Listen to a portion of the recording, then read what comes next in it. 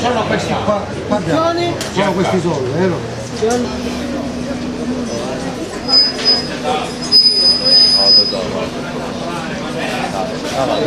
Per favore. Mirko. Che possiamo mangiare io? Ok, Totò? Sì, perché? Non dovete più. Ma cos'è? Si regala di... Un minuto. Vabbè, io sto chiamando, ora vedremo. Va bene, va. Ma non c'è che io, non c'è che io.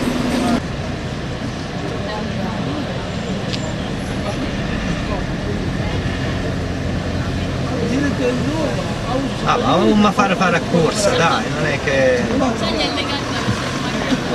Vabbè, ora va bene. No, io ci fanno un giro camaca.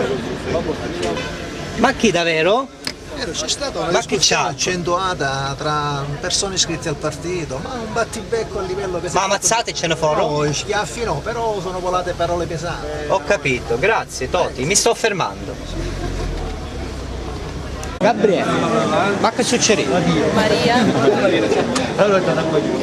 Ah, ma dai, no, che segni? Felice così, va bene. Mi piace. Ma cara politica volete fare? Com'è? A cosa posso domandare che succede? Il rummo di René. Secondo te perché cos'è stato? Non lo so, questo non lo so. Le vote, magari. Mi devo documentare e poi riferire. No, pensavo magari per il parcheggio selvaggio, no, vero?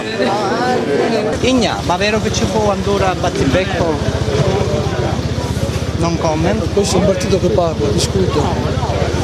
Si chiamano fibrillazione. Fibrillazione, ho capito. Tutti i figli di Pasquale.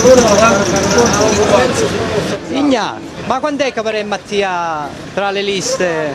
Io penso nel 2050. 2050? Sono fatto un mondo, avrò soltanto 74 anni nel 2050, quindi... Ho capito, vabbè, ce la puoi fare. In base alla vita media ci dovrei esserci pure io.